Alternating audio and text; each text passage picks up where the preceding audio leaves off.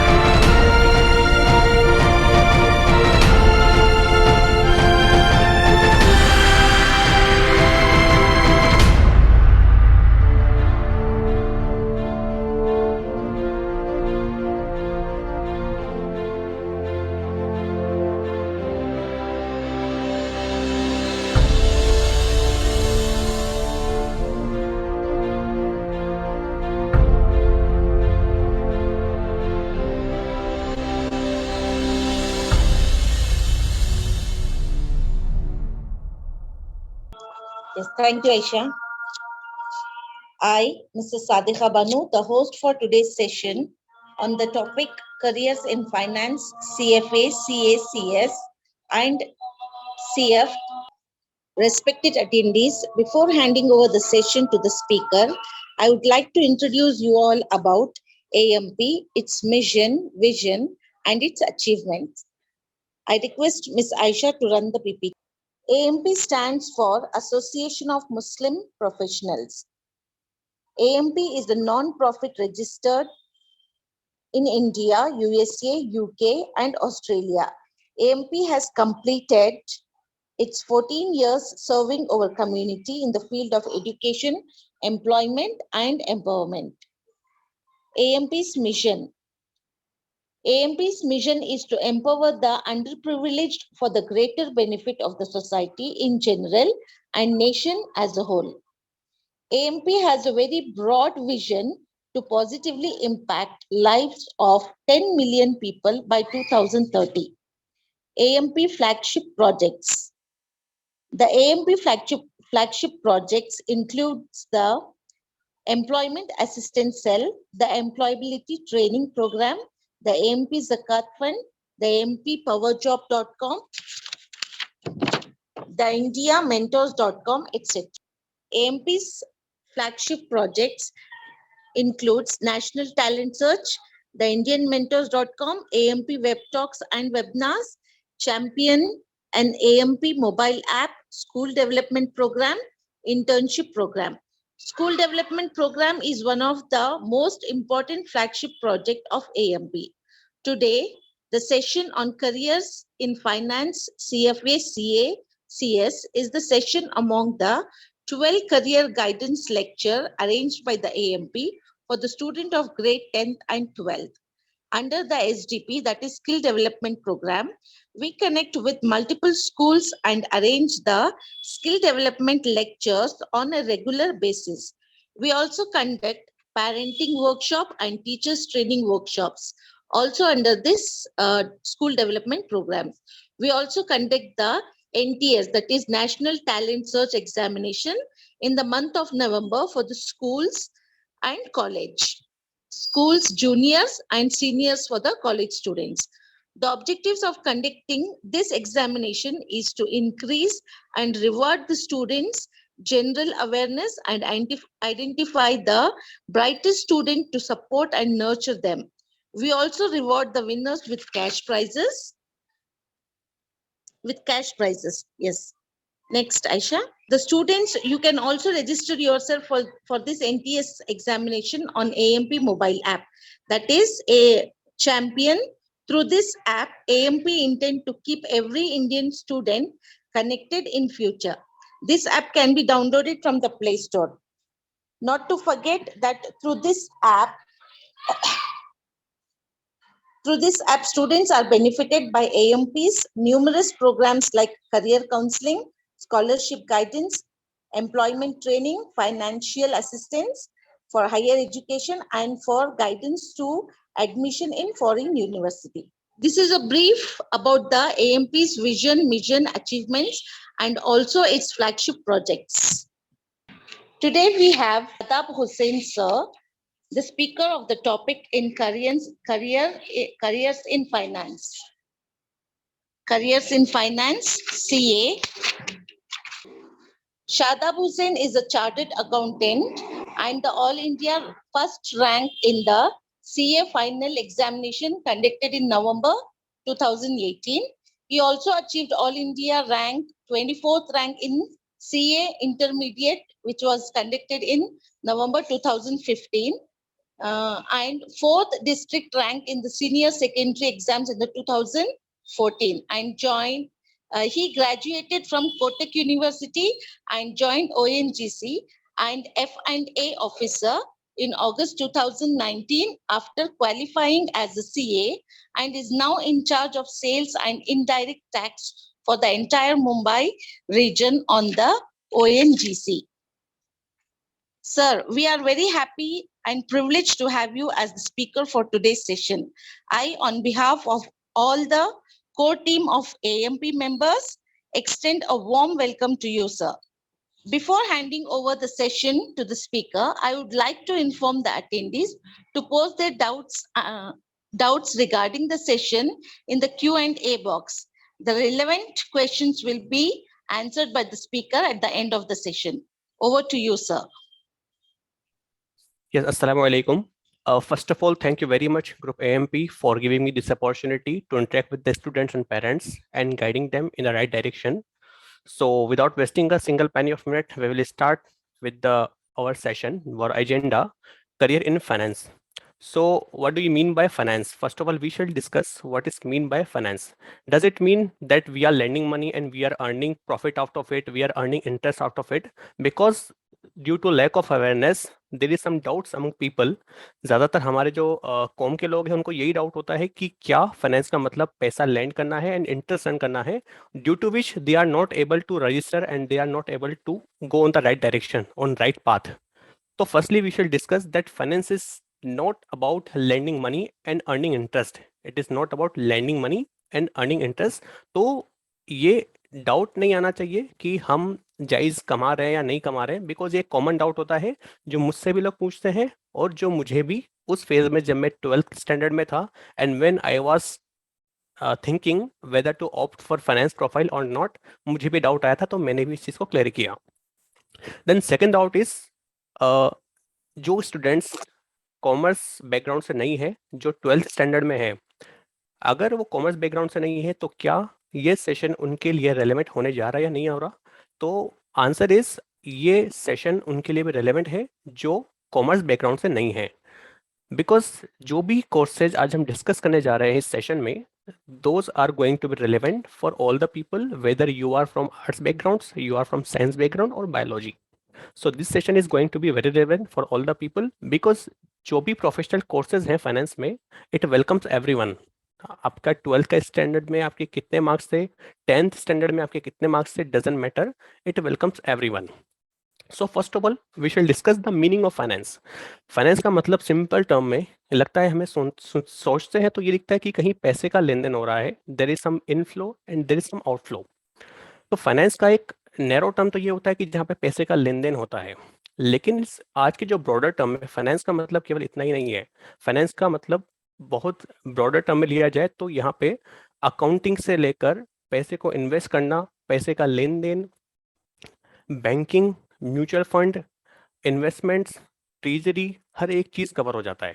मतलब फाइनेंस को केवल हम सीए या सीएफए लेवल तक नहीं लेके जाना, इसके अलावा जो भी मैनेजमेंट में डिसीजन हो रहे हैं, फॉर एग्जांपल किस प्रोडक्ट को हमें लॉन्च करना है, मार्केट में सस्टेन करने के लिए हमें क्या कॉस्ट कटिंग मेजर अपनाने हैं, क्या हमें किसी पर्सन को हायर करना है या नहीं करना, ये सारे डिसीजन जो भी होते हैं ये फाइनेंस से रिलेटेड होते हैं। फॉर एग्जाम्पल हमें ये लगता है कि हमारे यहाँ पे एम्प्लॉयज का स्ट्रेंथ है 100, क्या हमें एक और एम्प्लॉय की जरूरत है या नहीं है, अगर हम उसको हायर करते हैं तो क्या उससे हमें वैल्यू एडिशन मिलेगा नहीं मिलेगा, क्या उससे हमें फाइनेंशियल स्टेबिलिटी या उससे फाइनेंशियल टर्म में कुछ आउटपुट मिलेगा नहीं मिलेगा, ये डिसीजन भी आपके फाइनेंशियल डिसीजन में आ जाता है। तो इसका एक ब्रॉडर टर्म हमें समझना चाहिए फाइनेंस का। Now coming to my agenda कि whether we should what are the career options in finance. So first of all we shall understand what kind of options, what kind of courses we have available. Then after understanding the courses that are available in finance sector, we shall understand the opportunities. So first agenda is what are the courses available. Now I have divided the courses into two areas. One is professional courses and another is academic courses. जो academic courses होते हैं, जो हमारे regular courses जो 12th के बाद हम normally करते हैं, जैसे बीकॉम, बीबीए, एमकॉम, ये हमारे एकेडमिक कोर्सेज में काउंट होते हैं। Okay, so let's start understanding that there are two type of courses. One is professional courses, another is academic courses. Academic courses जो सभी लोग करते हैं, अगर आप देखोगे कि हर एक बच्चा जो 12th क्लास में कॉमर्स से क्लियर करता है वो बीकॉम भी जाता है, एमकॉम भी करते हैं। लेकिन why are we discussing in today's topic that career in finance, CA, CS और CFA, ये तीन जो वर्ड हमने यूज किए हैं ये प्रोफेशनल कोर्सेज के, why are we discussing these courses? The major problem is with the academic courses is जो academic courses है they are not up to market requirement. Market में रिक्वायरमेंट है ऐसे कोर्सेज की जो आपको प्रॉब्लम सॉल्विंग एक एटीट्यूड डेवलप करे, आपको प्रैक्टिकल ट्रेनिंग प्रोवाइड करे, आपके अंदर डेवलप करे ऐसे स्किल्स जो आप रियल टाइम प्रॉब्लम को फेस कर सकते हैं। लेकिन जो हमारे एकेडमिक कोर्सेज होते हैं, जो बीकॉम होता है, जो बीबीए होता है, एमकॉम होता है, सारे बच्चे बीबीए बीकॉम ये करने के बावजूद भी अच्छी जगह पे प्लेस नहीं हो पाते। वो ना तो खुद से प्रैक्टिस स्टार्ट कर सकते हैं, ना ही वो एक अच्छी जॉब सिक्योर कर पाते हैं। प्रॉब्लम क्या है कि यहाँ पे आपको सेल्फ डेवलपमेंट के ऊपर ज्यादा ध्यान नहीं जाता, आपको प्रैक्टिकल ट्रेनिंग प्रोवाइड नहीं की जाती।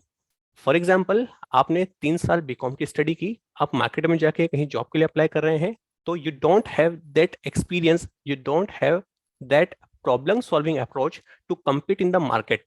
That is the major loophole, that is the major drawback in academic courses, जिसकी वजह से हमारा today's का session is going to be on professional courses.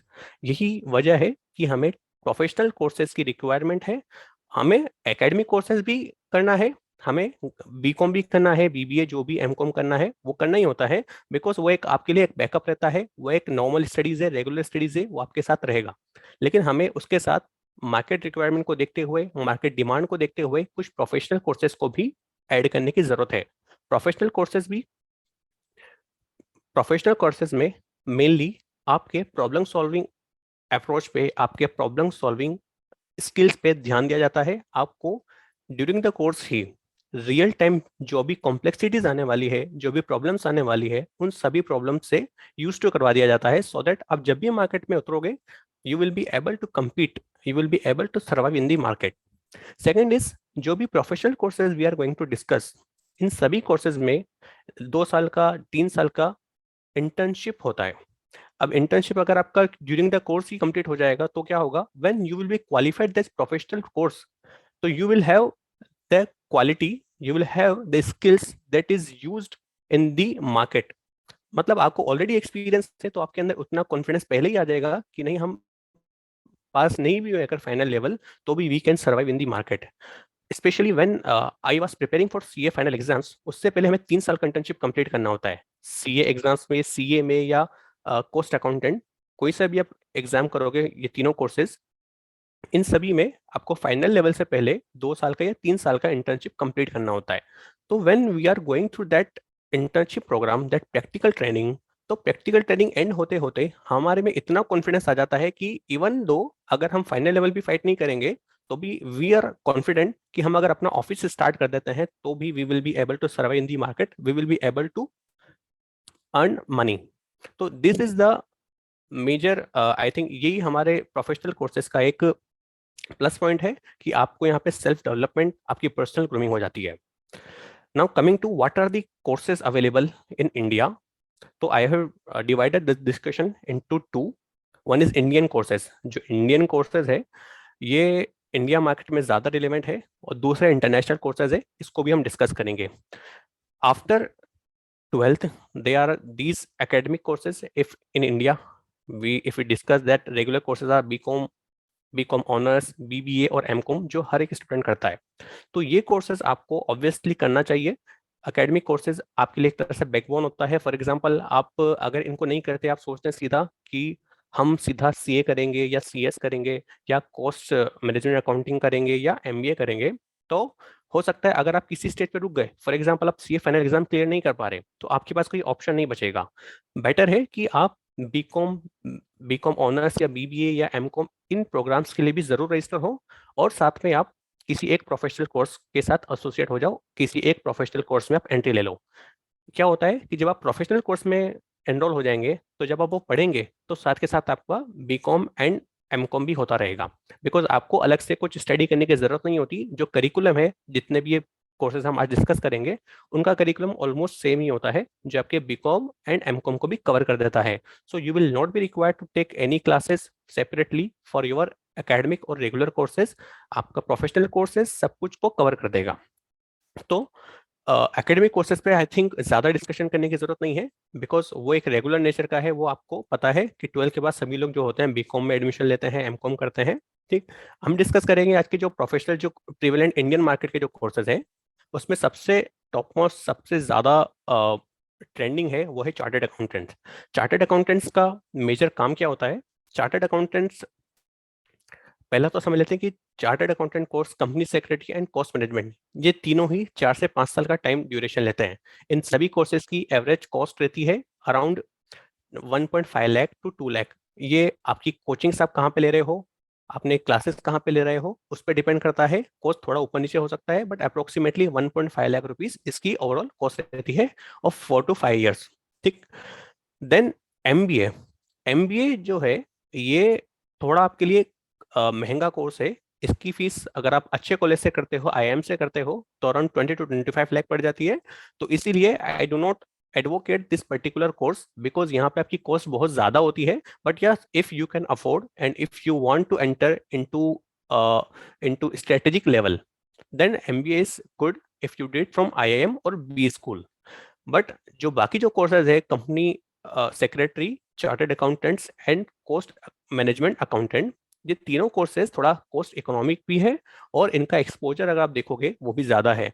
On an average in तीनों कोर्सेज में जो पैकेज होता है, इनिशियल पैकेज, वो 7 to 9 लाख रुपीस होता है. सबसे ज्यादा जो ट्रेंडिंग कोर्स है वो चार्टर्ड अकाउंटेंट है. चार्टर्ड अकाउंटेंट का जो मेन ऑब्जेक्टिव है, वो ये है कि ये पहला तो ये ऑडिट करने के लिए ऑथोराइज्ड है by the government of India.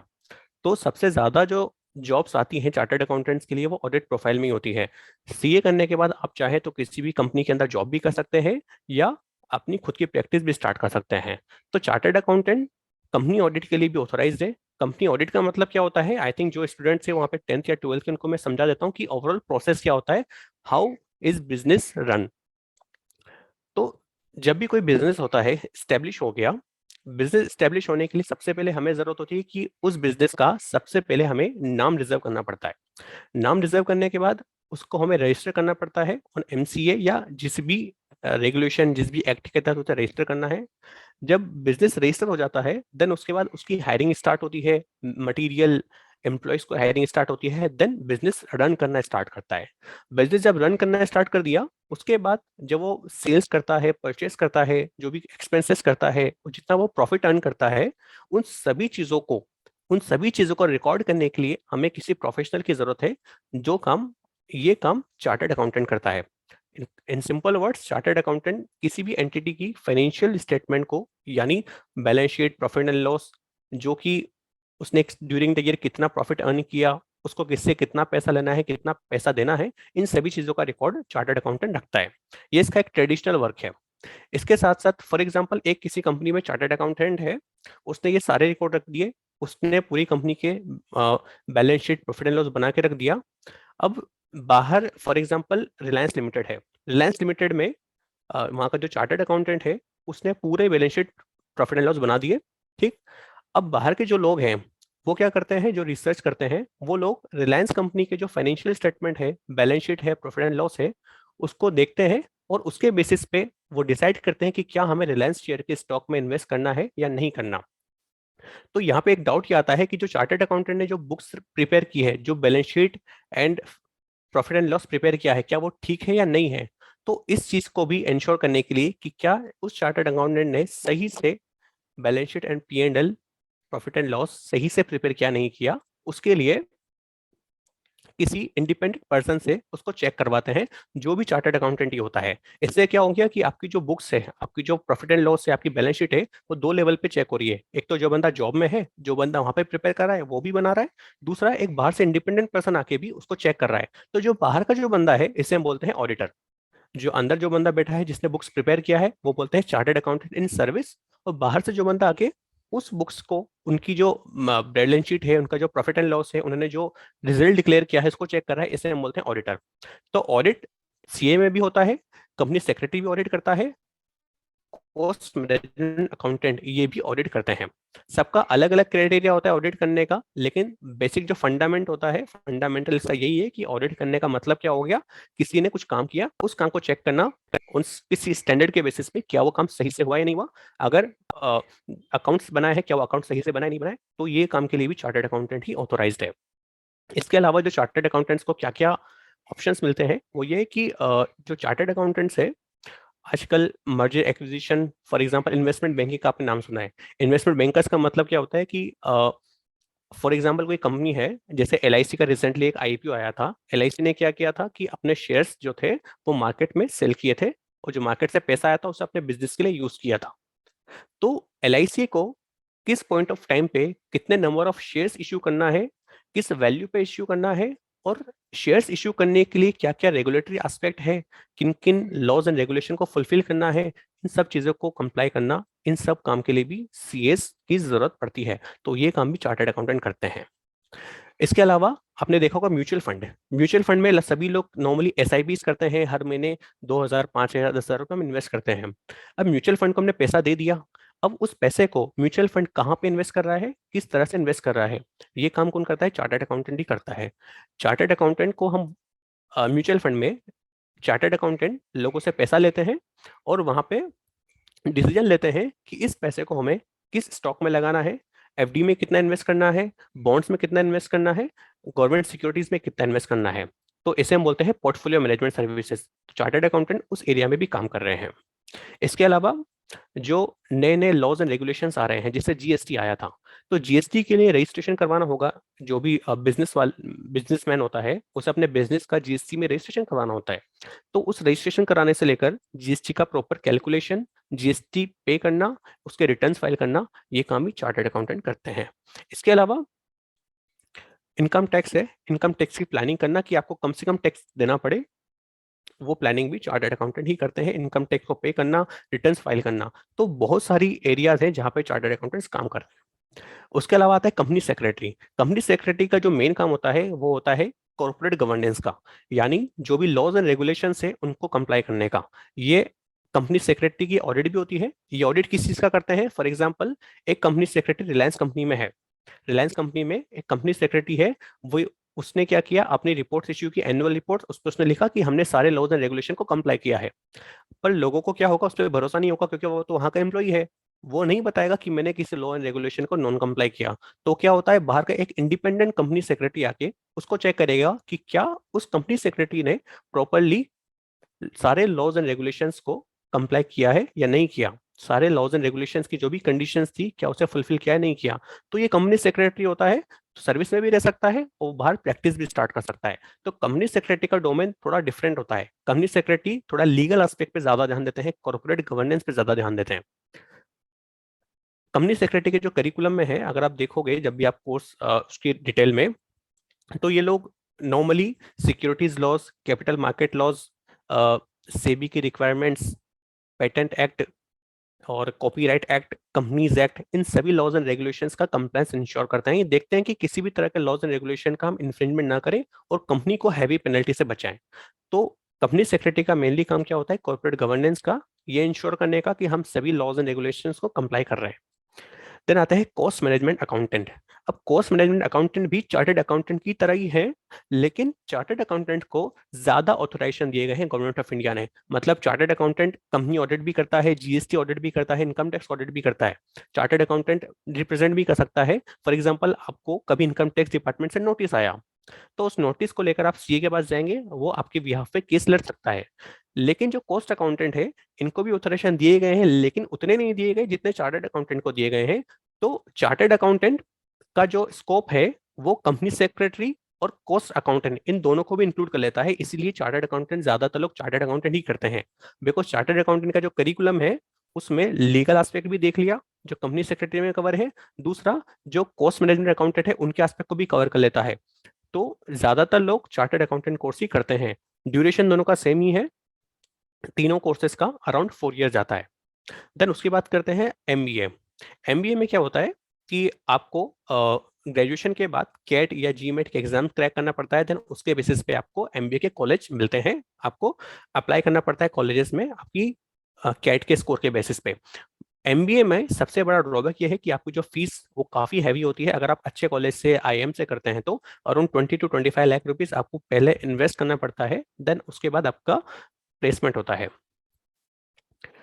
ये जो तीनों प्रोफेशनल कोर्सेज है, इसमें बेनिफिट क्या होता है आपको करने का कि आपको पहले ही आपके पास डिग्री आएगी, उससे पहले ही आपको रियल वर्ल्ड एक्सपोजर दे दिया जाता है। आपको पहले ही सारा काम सिखा दिया जाता है। उससे आप जब मार्केट में उतरेंगे, जब आप मार्केट में आएंगे तो आप वो आपका काम इजिली कर पाएंगे, आप प्रैक्टिस कर सकते हैं, आप जॉब करने जाएंगे तो आपको प्रिविलेज मिलता है in comparison to your academic courses. अगर आप बीकॉम होल्डर के बारे में बात करेंगे तो उनको जॉब नहीं मिल पाती मार्केट में, because they are not up to mark, they are not up to market requirement. लेकिन जो प्रोफेशनल कोर्सेज है ये सारे रेगुलर अपडेट भी होते रहते हैं, चेंजेस करते रहते हैं, जो भी लॉज एंड रेगुलेशंस मार्केट में चल रहा है उसके हिसाब से चेंज भी होता रहता है।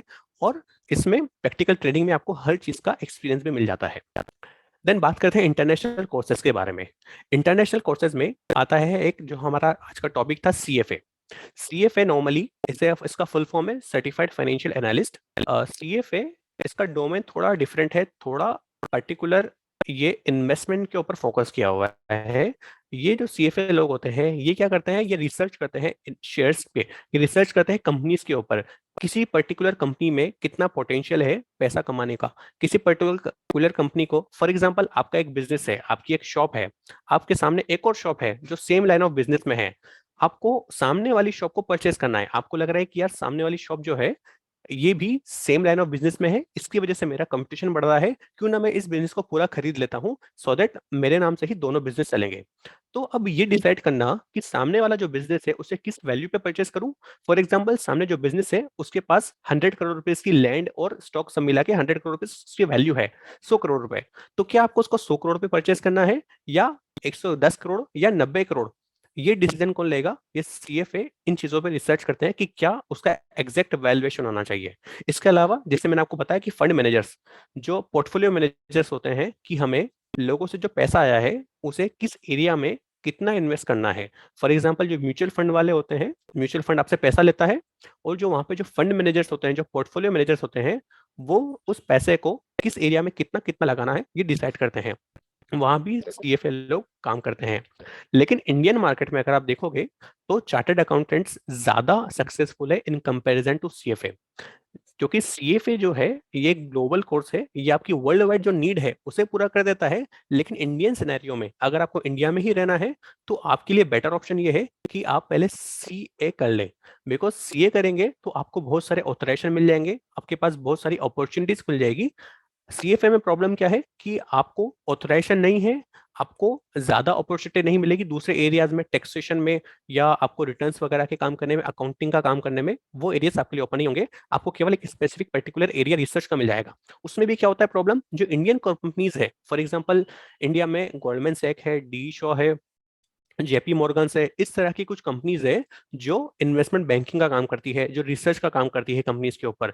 तो प्रॉब्लम क्या होता है कि जो ये कंपनीज है इंडिया की, ये लोग ज्यादातर एमबीए इन फाइनेंस को हायर करती है for investment purpose, for investment and research and portfolio management in comparison to CFA. तो सीएफए करना स्टैंड अलोन उतना बेनिफिशियल नहीं होता। अगर आप सीए के साथ सीएफए करते हैं तो एक कॉम्बिनेशन अच्छा होता है और आपको वहां पे मौका मिल जाता है उन कंपनीज में जाकर अपने पोर्टफोलियो मैनेजर या इन्वेस्टमेंट बैंक जैसी प्रोफाइल को चूज करने का। स्टैंड अलोन सीएफए के बेसिस पे आपको वो अपॉर्चुनिटी नहीं मिलती। दूसरा, अगर आपको इन्वेस्टमेंट बैंकिंग में करियर बनाना ही है इंडिया में रहते हुए, तो आप एमबीए भी कर सकते हैं फ्रॉम आईआईएम और बी स्कूल्स। ठीक, तो ये हमारा सीएफए का डिस्कशन हो गया। उसके अलावा एसीसीए एंड सीपीए, ये दो कोर्सेज है। एसीसीए और सीपीए ये दोनों ही सॉर्ट ऑफ अकाउंटिंग का ही काम होता है इन दोनों में। मतलब जो चार्टर्ड अकाउंटेंट होता है जिस तरह से वो अकाउंट्स बनाता है, वो बैलेंस शीट बनाता है, प्रॉफिट एंड लॉस बनाता है, उसी तरह एसीसीए और सीपीए ये भी ग्लोबल लेवल के चार्टर्ड अकाउंटेंट है। एसीसीए जो है वो यूके का कोर्स है, सीपीए वो यूएस का कोर्स है। तो इन दोनों कोर्सेज को अगर आप इंडिया में करते हैं, पहला तो जो इंटरनेशनल कोर्सेज है इनकी थोड़ी कॉस्ट ज्यादा होती है इन कंपैरिजन टू इंडियन जो प्रोफेशनल कोर्स है उनसे ज्यादा। इंडिया में जो सीए है, सीएस है या कॉस्ट मैनेजमेंट है, ये अराउंड 1.5 लाख रुपीज के अराउंड इनकी कॉस्ट होती है। जबकि जो इंटरनेशनल कोर्सेज जो है एसीसीए, सीएपे, यूएस एंड सीएफ है, इनकी cost approximately 4 to 5 lakh rupees होती है। और साथ में इनका रिकॉग्निशन उतना नहीं है जितना इंडियन प्रोफेशनल कोर्सेज का है। तो आपको ये बात ध्यान रखना है कि अगर आप एसीसीए या सीपीए कर रहे हैं जो कि ग्लोबल चार्टर्ड अकाउंटेंट है सॉर्ट ऑफ, तो इसका इंडिया में उतना रिकॉग्निशन नहीं है, उतनी अपॉर्चुनिटीज आपको नहीं मिलेगी जितनी कि एक चार्टर्ड अकाउंटेंट को मिलती है या कॉस्ट अकाउंटेंट को या कंपनी सेक्रेटरी को मिलती है। अभी मैं ओएनजीसी में हूँ, ओएनजीसी में मुझे हायर किया है based on my graduation plus CA. अगर कोई स्टूडेंट केवल बीकॉम कर लेता है और एसीसीए कर लेता है तो उसको ओएनजीसी में या कोई पब्लिक सेक्टर अंडरटेकिंग है या कोई बड़ी कंपनी में है, उसमें उसको पोस्टिंग नहीं मिलती नॉर्मली। तो आप पहले माइंड सेट कर लीजिए आपको अपॉर्चुनिटी क्या है। अगर आपको यूके सेटल होना है तो गो फॉर एसीसीए, आपको सीए करने की भी जरूरत नहीं है। अगर आपको यूएस जाना है तो गो फॉर सीपीए, आपको सीए या कुछ और करने की जरूरत नहीं है। आपको दुबई जाना है तो आप एसीसीए कर सकते हैं, वहां भी एसीसीए इज रिकॉग्नाइज्ड कोर्स। आपको सिंगापुर जाना है वहां भी आप एसीसीए कर सकते हैं because ACCA is recognised by Singapore. ठीक, साथ में अ, कुछ और कोर्सेज हैं। एक सीआई है, सर्टिफाइड इंटरनल ऑडिटर। मैंने आपको बताया ऑडिट का मतलब क्या होता है। तो इंडिया में चार्टर्ड अकाउंटेंट ही ऑडिट करता है दूसरे के बुक्स ऑफ अकाउंट का। ग्लोबल लेवल पे एक अलग से कोर्स है, सीआई है, जो यूएस से गवर्न होता है। ये क्या करता है, ये ऑडिट करता है। ये भी सर्टिफिकेट कोर्स है लेकिन इंडिया में इसको रिकॉग्नाइज नहीं है। अगर आप यूके, यूएस, दुबई ऐसी जगह पर सेटल होना चाह रहे हैं तो आपको ये कोर्स करना चाहिए। अदरवाइज इंडिया में अगर आपको रहना है तो आप ये कोर्स मत कीजिए, बिकॉज इतना ज्यादा 4 से 5 लाख रुपए आप लगाएंगे तो भी इसका कुछ वैल्यू एडिशन नहीं होने वाला। देन सीएमए, सीएमए जैसे इंडिया में कॉस्ट अकाउंटेंट होते हैं ऐसे ही ग्लोबल लेवल पे सीएमए भी होता है। बट अगेन ये कोर्स ग्लोबल लेवल पे तो ठीक है, अगर आपको यूएस, यूके सेटल होना है, अगर आप इंडिया में रहना चाहते हैं तो आपको कॉस्ट मैनेजमेंट अकाउंटेंट इंडिया वाला करना ज्यादा बेटर है। ठीक, तो इंटरनेशनल कोर्सेज एज सच आपकी प्रोफाइल में एक एडिशनल क्वालिफिकेशन, एडिशनल एक्रेडिशन रहता है। आपकी प्रोफाइल थोड़ी अच्छी हो जाती है, थोड़ी फैंसी दिखती है, और अगर आपको कभी बाहर जाने का मौका मिलता है तो भी ठीक है, आपको काम आ जाती है। अदरवाइज अगर आपको इंडिया में ही रहना है और यहीं पे आपको काम करना है तो चार्टर्ड अकाउंटेंट होना या कॉस्ट मैनेजमेंट अकाउंटेंट होना या कंपनी सेक्रेटरी होना, दैट इज इनफ। दूसरा, जो चार्टर्ड अकाउंटेंट है या कॉस्ट मैनेजमेंट अकाउंटेंट है या कंपनी सेक्रेटरी है, इनके जो इंस्टीट्यूट है, इनके जो गवर्निंग इंस्टीट्यूट है, जिससे the institute of chartered accountants of India है, वो आईसीआई को गवर्न करता है। आईसीआई कोर्स का रेगुलेटर वही है, वही इसको ऑन करता है, वही इसके एग्जाम कंडक्ट करवाता है, वही इसके लिए बुक्स वगैरह पब्लिश करता है। तो जो institute of chartered accountants of India है, उसने अलग अलग कंट्रीज के वहाँ की जो अकाउंटिंग बॉडी है, फॉर एग्जाम्पल आयरलैंड है, फॉर एग्जाम्पल इंग्लैंड है, यहाँ पे जो अकाउंटिंग बॉडी है, उन अकाउंटिंग बॉडी के साथ इन्होंने टाई अप किया हुआ है कि जब भी इंडिया का चार्टर्ड अकाउंटेंट अगर आयरलैंड सेटल होना चाहता है, तो वो आयरलैंड के जो सी आयरलैंड में जो अकाउंटिंग बॉडी है, उसका केवल एक एंट्रेंस एग्जाम देगा, तो उसे वहां की मेंबरशिप मिल जाएगी। तो जो चार्टर्ड अकाउंटेंट जो लोग इंडिया से कर रहे हैं, उनके लिए ऐसा नहीं है कि वो बाहर जा ही नहीं सकते, उनको एसीसीए सीपीए करने की भी जरूरत नहीं है। वो क्या कर सकते हैं, जिस भी कंट्री में वो जा रहे हैं, वहां पे institute of chartered accountants of India के साथ उसका कैसा एमओयू है, क्या क्या एग्जाम देने हैं, उस रिक्वायरमेंट को फुलफिल करने के बाद वो उस कंट्री में भी सेटल हो सकते हैं, उस कंट्री में भी जाके प्रैक्टिस कर सकते हैं। तो ये कुछ बेनिफिट से आप इंडिया के कोर्सेज पे ज्यादा फोकस करेंगे तो आपको अपॉर्चुनिटीज ज्यादा मिलेगी और आपके पास ज्यादा ऑप्शंस खुल जाएंगे। देन उसके बाद देखते हैं क्या क्या अपॉर्चुनिटीज है हमारे पास, क्या क्या करियर अपॉर्चुनिटीज है इन पर्टिकुलर कोर्सेज। तो मैंने ऑलरेडी आपको डिस्कस किया है कि जो चार्टर्ड अकाउंटेंट्स है, वो company audit, tax audit, GST audit करने के लिए और रिपोर्ट्स एंड फॉर्मेट्स को सर्टिफाई करने के लिए ऑथोराइज है by the government of India. अब देखते हैं, जब भी आप बैंक में लोन लेने जाते हैं, तो बैंक का जो मैनेजर है, लोन जो आपको सैंक्शन करता है, वो बोलता है कि आप अपने रिटर्न को, इनकम टैक्स रिटर्न को सीए से सर्टिफाई करवा लो। सीए से सर्टिफाई क्यों कराने को बोलता है? Because chartered accountants are authorise to certify these documents. ठीक। उसके अलावा चार्टर्ड अकाउंटेंट्स, मैंने इसको आपको बताया कि इंडिया में चार्टर्ड अकाउंटेंट्स इन्वेस्टमेंट बैंकिंग में भी काम कर सकते हैं, पोर्टफोलियो मैनेजर भी बन सकते हैं, वो कंपनी के अकाउंट्स मेंटेन करने में भी हेल्प करते हैं। इसके अलावा जो भी मर्जर एक्विजिशन होता है, जैसे मैंने आपको बताया कि आपका एक बिजनेस है, सामने वाला एक और बिजनेस है, आपको उसको बाय करना है, तो बाय करने के लिए आप कितना पैसा देंगे, तो ये काम होता है मर्जर एंड एक्विजिशन में आता है। तो ये काम भी चार्टर्ड अकाउंटेंट करते हैं। सीए बनने के बाद आप खुद की प्रैक्टिस भी स्टार्ट कर सकते हैं और आप जॉब भी कर सकते हैं, ये आपका ऑप्शन होता है। दोनों एक साथ नहीं कर सकते, बिकॉज इंस्टीट्यूट जो है आईसीएआई, उसका रेगुलेशन है कि आइदर आप प्रैक्टिस में रहिए या आप जॉब में रहिए, सो दैट आपका एक कंसंट्रेशन एक जगह बना रहे। देन आईसीआई का जो है चार्टर्ड अकाउंटेंट जो है, इनका ग्लोबल रेपुटेशन बहुत अच्छा है, क्योंकि हमारा जो इंस्टीट्यूट है, उन्होंने विदेश में जो फॉरेन कंट्रीज में जो भी अकाउंटिंग बॉडी है, उनके साथ बहुत सारे टाइप्स किए हैं, उनके साथ बहुत अंडरस्टैंडिंग की है, सो दैट आपको ग्लोबली एक रेपुटेशन मिलता है, ग्लोबली आपको रिकॉग्निशन मिलता है। Then coming to company secretary, यहाँ पे जो रोल होता है कंपनी सेक्रेटरी का, वो एक की मैनेजरियल पर्सन में काउंट होता है। यानी जो टॉप लेवल जो होता है कंपनीज में, उन टॉप लेवल्स में कंपनी सेक्रेटरी को काउंट किया जाता है। और कंपनी सेक्रेटरी में स्कोप सीए की तुलना में थोड़ा कम होता है, बिकॉज प्रॉब्लम क्या होता है, जो कंपनी सेक्रेटरी है, उसे केवल कुछ नोटिफाइड कंपनीज के केस में ही अपॉइंट करना पड़ता है। कंपनी सेक्रेटरी हर कंपनी में अपॉइंट करना जरूरी नहीं होता। कुछ नोटिफाइड कंपनी जो बड़ी कंपनीज है, केवल उन्हीं में कंपनी सेक्रेटरी को अपॉइंट करने की रिक्वायरमेंट है एज पर कंपनीज एक्ट। तो वहां पे इस एक्ट के इस प्रोविजन की वजह से उसके स्कोप पे थोड़ा फर्क पड़ जाता है।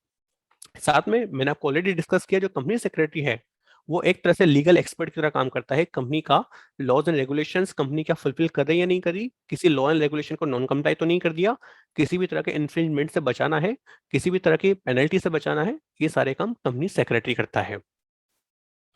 कंपनी सेक्रेटरी भी चार्टर्ड अकाउंटेंट्स की तरह ही खुद की प्रैक्टिस भी स्टार्ट कर सकते हैं या जॉब भी कर सकते हैं।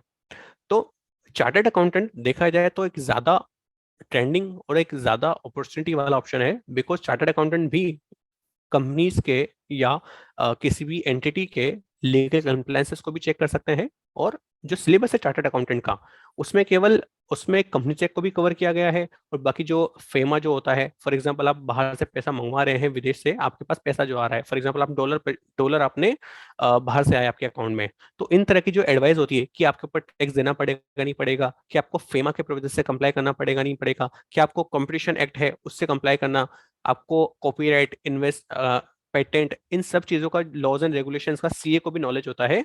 तो चार्टर्ड अकाउंटेंट्स के पास सीएस का भी नॉलेज रहता है और कॉस्ट मैनेजमेंट अकाउंटेंट का भी नॉलेज रहता है। तो ओवरऑल सीएस को थोड़ा ज्यादा अपॉर्चुनिटी मिलता है मार्केट में, उनके पास ज्यादा करियर ऑप्शन रहते हैं।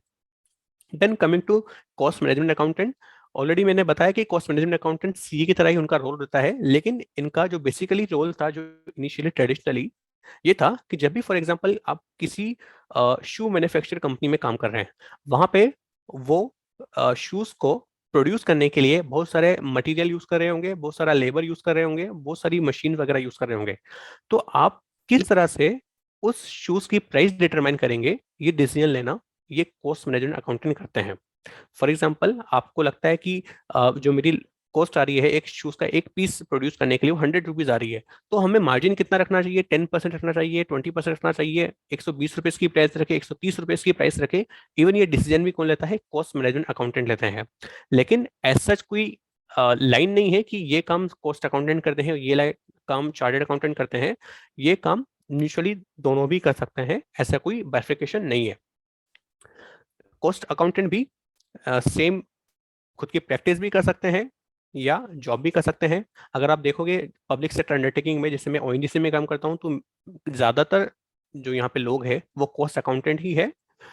कॉस्ट अकाउंटेंट को भी सीएस की तरह ही कॉस्ट अकाउंटेंट भी कुछ ही कंपनीज के लिए जरूरी होता है। जो कंपनीज एक्ट है उसमें कुछ ही कंपनीज के ऊपर कॉस्ट अकाउंटेंट की रिक्वायरमेंट दी गई है, इसी वजह से कॉस्ट अकाउंटेंट का भी स्कोप थोड़ा कम हो जाता है in comparison to chartered accountant. तो लेकिन चार्टर्ड अकाउंटेंट का स्कोप हर जगह ज्यादा ही है, बिकॉज कंपनी में हर एक कंपनी के ऊपर एप्लीकेबल है। टैक्स ऑडिट में हर एक जो भी टैक्स ऑडिट की क्राइटेरिया में होता है उनके ऊपर एप्लीकेबल है। तो चार्टर्ड अकाउंटेंट्स को थोड़ी अपॉर्चुनिटी ज्यादा मिलती है, इसलिए आप देखते होंगे कि ज्यादातर ऑफिस चार्टर्ड अकाउंटेंट के ही मिलेंगे आपको। देन उसके बाद आते हैं सीएफए। सीएफए का बताया मैंने आपको किया, जो प्रोफाइल है थोड़ी डिफरेंट है, इन्वेस्टमेंट के ऊपर और रिसर्च के ऊपर ज्यादा फोकस करते हैं। इसमें आपको investment banking services, for example किसी कंपनी के शेयर्स लिस्ट करवाने हैं स्टॉक मार्केट पे, तो क्या क्या उसके रेगुलेटरी एस्पेक्ट है, किस प्राइस पे लिस्ट करना चाहिए, कितने शेयर्स इश्यू करना चाहिए, इस तरह के डिसीजन लेना ये सर्टिफाइड फाइनेंशियल एनालिस्ट करता है। साथ में आपको लगता है फॉर एग्जांपल, आपको लगता है कि कोई एक बिजनेस है, वो बिजनेस थोड़ा लॉस मेकिंग है। अगर आपको लगता है कि अगर मैं इस बिजनेस को एक्वायर करता हूँ और मैं इस बिजनेस में एम्प्लॉयज को चेंज करता हूँ, इस बिजनेस के जो मेथड जो यूज कर रहे हैं उसको चेंज करता हूँ, तो ये बिजनेस ज्यादा प्रॉफिट अर्न कर पाएगा। अगर आपको ऐसा लगता है तो आप क्या चाहेंगे कि मैं उस बिजनेस को सस्ती रेट पे खरीद लूं और बाद में इसको प्रॉफिटेबल बना के ज्यादा रेट पे इसको बाद बेचूं। फॉर एग्जाम्पल, आपको लगता है कि कुछ रिलायंस रिलायंस का फॉर एग्जाम्पल रिलायंस फुटवियर है, आपको लगता है कि रिलायंस फुटवियर अभी लॉस कमा रहा है, यार इसके प्रॉफिट नहीं है। तो ये लॉस कमा रहा है, इसकी वजह आपको पता चली कि लॉस इसलिए कमा रहा है क्योंकि यहाँ पे मैन पावर अच्छा नहीं है। आपको ये लगता है कि अगर मैं इसका मैन पावर चेंज कर दूंगा, अगर मैं इसकी स्ट्रेटेजी चेंज कर दूंगा, अगर मैं इसकी प्राइसिंग पॉलिसी चेंज कर दूंगा, तो ये प्रॉफिट कमा सकता है। तो लोग क्या करते हैं, बड़ी बड़ी कंपनी ऐसी कंपनीज को जो लॉस मेकिंग है उसको सस्ती रेट पे खरीद लेते हैं, एंड देन बाद में उसमें स्ट्रेटेजिक चेंजेस करके उसको बाद में हायर रेट पे बेच देते हैं, और जो प्रॉफिट होता है इसे डिस्ट्रीब्यूट कर लेते हैं। तो इस तरह के काम भी इन्वेस्टमेंट बैंकर्स लोग करते हैं, सीएफएस करते हैं। लेकिन अगेन, सीएफए से ज्यादा इंडिया में आईआईएम से जो एमबीएस पास आउट होते हैं, जो बी स्कूल से होते हैं, उन लोगों को ज्यादा प्रेफर किया जाता है इन कंपैरिजन टू सीएफए। लेकिन हाँ, अगर आपने सीए किया है प्लस सीएफए किया है तो आपको भी वहां पे अपॉर्चुनिटी मिल सकती है। Then coming to ACCA and CPA, ये दोनों यूएस एंड यूके से गवर्न होते हैं, एक तरह से ग्लोबल चार्टर्ड अकाउंटेंट्स ही हैं ये। लेकिन इंडिया में इनका स्कोप नहीं है, इंडिया में इनको रिकॉग्नाइज नहीं किया गया है। आप अगर इस क्वालिफिकेशन को अगर आप ऐड करना चाहते तो आप कर सकते हैं, लेकिन पहले आप सीए या सीएस या सीडब्ल्यूए कर लीजिए, ज्यादा बेटर रहेगा। एंड देन उसके बाद अगर आपको लगता है कि मुझे कहीं बाहर सेटल होना है या मुझे कहीं बाहर जाना है, या मुझे यूएस यूके या दुबई या सिंगापुर ऐसी किसी कंट्री में सेटल होना है जहाँ पे इस कोर्स को रिकॉग्नाइज किया है, तो आप कर सकते हैं। अदरवाइज इंडिया में रहना है तो आपको ये कोर्स करने की इतनी जरूरत नहीं है। देन कमिंग टू कि आपको कोर्सेस को, ये जो कोर्सेज हमने डिस्कस किए हैं, इनको चूज करते वक्त क्या क्या चीजें आपको ध्यान रखनी चाहिए। सबसे पहला आता है कि ये जितने भी कोर्सेज हैं इसमें आपके 12 का स्कोर मैटर नहीं करता। आप चाहे सीए करें, चाहे आप कॉस्ट अकाउंटेंट बनते हैं, चाहे आप कंपनी सेक्रेटरी बनते हैं। देन आप जब भी डिसीजन लेंगे, आप कॉस्ट बेनिफिट जरूर देखिए। फॉर एग्जांपल, अगर आप सीएमए या सीए करते हैं तो आपकी कॉस्ट अराउंड 1.5 लाख रुपीज आती है, जबकि अगर आप सेम एरिया में एमबीए करते हैं तो आपकी cost around 24 to 25 lakh rupees आ जाती है। जो इनिशियल पैकेज होता है चार्टर्ड अकाउंटेंट्स का या कॉस्ट अकाउंटेंट्स का, वो अराउंड 9 से 10 लाख रुपए हो जाता है। जबकि जो आईआईएम से जो लोग होते हैं उनका पैकेज अराउंड 18 to 20 लाख से स्टार्ट होता है। ये एक मेजर डिफरेंस रहता है, बिकॉज उनकी जो ग्रूमिंग होती है आईआईएम में वो बहुत डिफरेंट होती है। तो ये आपको कॉस्ट बेनिफिट एनालिसिस करना होगा कि मुझे किस कोर्स को ज्वाइन करना चाहिए बेस्ड ऑन योर बैकअप, कि आपके पास उतना बैकअप है कि आईआईएम को आप अफोर्ड कर सकते हैं या नहीं कर सकते। देन उसके बाद जो सीए, सीएस और कॉस्ट मैनेजमेंट अकाउंटेंट है, यहाँ पे आपको मैंडेटरी इंटर्नशिप करना होता है। तो इंटर्नशिप के साथ साथ ही आपकी पढ़ाई भी चलती रहती है, तो वो एक चैलेंजिंग फेज होता है। अभी आईसीआई ने, institute of chartered accountants of India ने कुछ चेंजेस प्रपोज किए हैं कि आप इंटर्नशिप पहले कंप्लीट कर लीजिए एंड देन उसके बाद 6 महीने के गैप के बाद आप सी एग्जाम दे सकते हैं। तो वो चेंजेस अभी प्रपोज है। अदरवाइज अभी क्या स्टेटस है कि आपको इंटर्नशिप भी करना पड़ता है और साथ के साथ एग्जाम की तैयारी भी करना पड़ता है। तो मेरा क्या शेड्यूल होता था when I was preparing for CA final, मैं मॉर्निंग 6 to 9 मेरी पहले कोचिंग होती थी, देन 10 to इवनिंग 6 तक मेरा ऑफिस में मुझे जाना होता था इंटर्नशिप के लिए, देन इवनिंग में आफ्टर 6 to 9 अगेन मेरी रात को क्लासेस होती थी। तो इतना हेक्टिक हो जाता है एक पॉइंट पे, माइंड भी आपको थोड़ा फ्रस्ट्रेटिंग लगे, लेकिन दिस इज द रियलिटी। ये आपको रिगरस प्रोसेस है जिससे आपको गो थ्रू करना होगा। देन आपको अपॉर्चुनिटीज देखना है। जब भी आप कोई भी कोर्स चूज कर रहे हैं उसकी अपॉर्चुनिटीज देखिए। अगर आप इंडिया में रहना चाहते हैं और इंडिया के अगर आप कोर्सेज के बारे में बात करें तो आई वुड रिकमेंड कि सीए इज द बेस्ट, लेकिन सबसे टफेस्ट भी है। जो सीए कोर्स है उसका रिजल्ट काफी कम होता है, आप देखेंगे तो 5 से 6% रिजल्ट होता है, इतने बच्चे एनरोल करते हैं उनमें से। जबकि अगर आप दूसरे कोर्सेज के बारे में बात करेंगे, फॉर एग्जाम्पल अगर आप कॉस्ट अकाउंटेंट देखेंगे तो कंपेरेटिवली थोड़ा इजी रहता है इन कंपेरिजन टू सीए। लेकिन अपॉर्चुनिटी वाइज अगर आप देखेंगे तो सीए में ज्यादा अपॉर्चुनिटी है। वही बात है सिंपल टर्म में अगर हम बोलना चाहें कि जहाँ पे ज्यादा मेहनत है वहाँ पे ज्यादा रिटर्न भी है, वहाँ पे ज्यादा अपॉर्चुनिटी भी है। देन उसके बाद आपका पर्टिकुलर इंटरेस्ट किस चीज पे है उस पर भी डिपेंड करता है। अगर आपका इंटरेस्ट यही है कि हमें इन्वेस्टमेंट बैंकर बनना है, हमें स्टॉक मार्केट पे इंटरेस्ट है, हमें पोर्टफोलियो मैनेजमेंट में इंटरेस्ट है, हमें टैक्सेशन मैटर में इन्वेस्ट इंटरेस्ट है, तो उसके अकॉर्डिंग आपको चूज करना है। अगर आप टैक्सेशन में जाना चाहते हैं तो आपके लिए सीए करना ज्यादा बेटर है। अगर आप इन्वेस्टमेंट मेकर बनना चाहते हैं तो आपके लिए सीएफए प्लस सीए करना ज्यादा बेटर है, या आईआईएम से एमबीए करना ज्यादा बेटर है। अगर आप कंपनी सेक्रेटरी बनना चाहते हैं, आपका इंटरेस्ट है कि मैं किसी भी कंपनी के जो भी लीगल लॉज एंड रेगुलेशन है उसको कंप्लाई कर रहा नहीं कर रहा, मुझे ये श्योर करना है, मुझे उस फील्ड में जाना है, तो आपके लिए सीएस करना भी अच्छा रह सकता है। देन आपको एक रिकॉग्निशन ऑफ द कोर्स देखना पड़ेगा।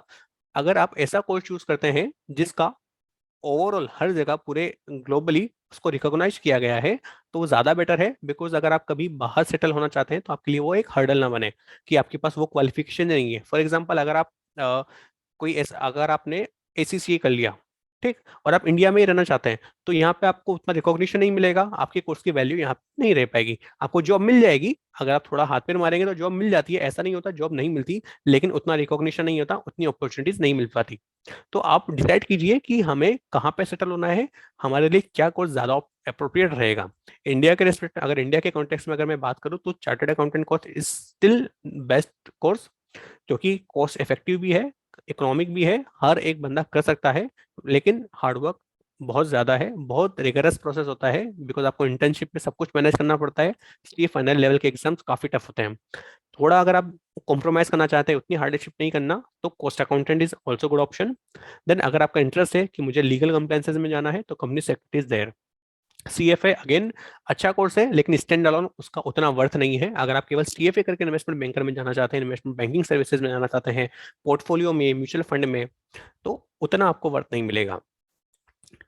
देन आई थिंक मेरा डिस्कशन केवल इतना ही था। आई होप आपको एक ओवरव्यू समझ आया होगा कि क्या क्या कोर्सेज अवेलेबल है और क्या क्या अपॉर्चुनिटीज है। अब जो भी क्वेश्चन आंसर है, I think we can start discuss.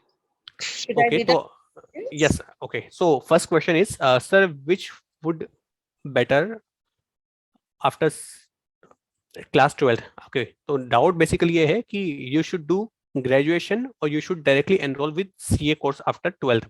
तो answer is you should directly enroll for CA course after 12th, because if you enroll for CA course directly, then आपका next 6 month में CPT complete हो जाएगा, and then उसके बाद आपकी CA inter की studies start हो जाएंगी। उससे क्या बेनिफिट मिलेगा, आपका जो भी ग्रेजुएशन वाला पार्ट है, ग्रेजुएशन के BCom first year, second year, third year, वो भी साइमल्टेनियसली हो जाते हैं। बिकॉज जो आईसीआई का जो सिलेबस है सीपीटी का एंड देन सीए इंटर का, या अगर आप सीएस कर रहे हैं तो जो सीएस फाउंडेशन का और सीएस एग्जीक्यूटिव का, ये जो कोर्सेस का जो करिकुलम है वो आपकी ग्रेजुएशन की नीड को पूरा कर देता है। आपको अलग से क्लासेस लेने की जरूरत नहीं पड़ेगी फॉर ग्रेजुएशन। तो आई वुड रिकमेंड कि आप 12th के बाद डायरेक्टली सीए, सीएस या पोस्ट मैनेजमेंट अकाउंटेंट इन कोर्सेज के लिए रजिस्टर हो जाइए। बिकॉज यहाँ पे क्या होगा, आपको साथ के साथ आपकी ग्रेजुएशन भी हो जाएगा, आपको अलग से उसके लिए क्लासेस नहीं लेना पड़ेगा, आपको अलग से मेहनत नहीं करना पड़ेगा। सेकंड थिंग, आपका टाइम भी बचेगा। नहीं तो अगर आप ग्रेजुएशन करोगे तो 3 साल आपका ग्रेजुएशन में चला जाएगा, एंड देन उसके बाद इफ यू स्टार्ट तो काफी टाइम आपका चला जाएगा, बिकॉज सीए कोर्स भी आपको 3 से 4 साल लेगा करने में ग्रेजुएशन के बाद। देन उसके बाद क्वेश्चन है कि sir, I have heard that scope of CS, CS और CMA has deteriorated, please give some suggestion regarding this. ऐसा नहीं है कि सीए का कोर्स सीए या सीएस का डिटोरिएट हो गया है। एक्चुअली क्या है कि अगर students are not updating themselves, अगर आप केवल ट्रेडिशनल काम कर रहे हैं, फॉर एग्जाम्पल आपने ये सोच लिया कि हाँ हम सीए बन गए, अब हमें अपने आप को अपग्रेड करने की, अपने आप को अपडेट करने की जरूरत नहीं है, तो इट विल बिकम डिटोरिएटेड। लेकिन अगर आप अपडेट हो रहे हैं, फॉर एग्जाम्पल अभी जीएसटी आया है, जीएसटी आने के बाद जो पुराने टैक्स प्रैक्टिशनर्स थे जो वैट में काम कर रहे थे, जो सीएसटी का काम कर रहे थे, उन लोगों ने, जिन लोगों ने अपडेट कर दिया अपने आप को, they are earning a lot, they are earning in lakhs per month. But जो लोग अपने आप को अपग्रेड नहीं कर पाए with the requirement of the market, उन लोगों के लिए प्रॉब्लम हो जाती है कि वो लोग उतना सक्सेसफुल नहीं हो पाते। तो ऐसा नहीं होगा कि जो ये कोर्सेज हैं ये डिटेरियोरेट हो जाएंगे, आपको मार्केट के साथ चलना है, आपको अपने आप को अपडेट होते हुए चलना। देन उसके बाद है I am qualified CA, CPA और ACCA, which would be better? If you are qualified CA, then आपको ये डिसीजन लेना आई थिंक कि सीए पे करना है या एससीसीए करना है। सैयद मोहम्मद एजाज, आपका ये क्वेश्चन है, you are already a chartered accountant and you want to go either for CPA और एससीसीए। ओके, तो if you are already a chartered accountant and if you are planning कि मुझे सीपीए करना चाहिए, एससीसीए करना चाहिए, तो again it depends where you want to settle. If it depends Ejaz, if you want to settle in UK, Dubai, Singapore, in such countries, then it will be better than you go for SCCA. If you want to settle in US, then CPA will be better.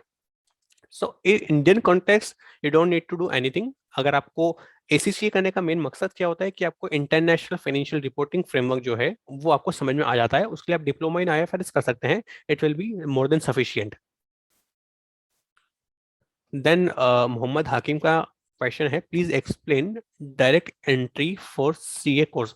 Okay, CA course में direct entry के लिए क्या requirement है कि when you are graduating, आपको 3 साल जो graduation हो गया आपका, या आप पोस्ट ग्रेजुएटेड हो, तो आपका मिनिमम 55% स्कोर होना चाहिए आपकी ग्रेजुएशन या पोस्ट ग्रेजुएशन में। देन उसके बाद you can directly enrol for CA intermediate exam, आपको सीए फाउंडेशन एग्जाम देने की जरूरत नहीं रहेगी। तो ये डायरेक्ट एंट्री रूट है। उसमें क्या करना होगा, आपको सीए इंटर के लिए आपको एनरोल होना होगा, उसके बाद आपको कुछ मंथ्स की, 9 महीने की या 12 महीने की ट्रेनिंग है वो देना होगा। देन उसके बाद आपको सीए इंटर के एग्जाम्स के लिए अपियर होना पड़ेगा। तो डायरेक्ट एंट्री रूट इस तरह से वर्क करता है। लेकिन अगेन आई विल रिकमेंड कि आप सीए फाउंडेशन रूट से जाइए, बिकॉज आपके 3 साल सेव होंगे उस केस में। Jazakallahu khaira, Shadab sir, Yes. for your insightful and informative session today. I am sure that this session has benefited the attendees. I thank you on behalf of all the panelists and also on behalf of all the attendees. Before You're welcome. signing off today's session, Jazakallahu khaira. Okay. Before signing off today's session, I would like to inform attendees that we have a session tomorrow on careers in arts and social sciences. Speaker is Dr. Babli Parveen, Assistant Professor of History at the University of Delhi. Tomorrow at 5 p.m. Please do join the session with your friends and relatives and get benefited. With this, we have come to an end of the session. Hope to see you all again in tomorrow's session. Jazakallahu khaira.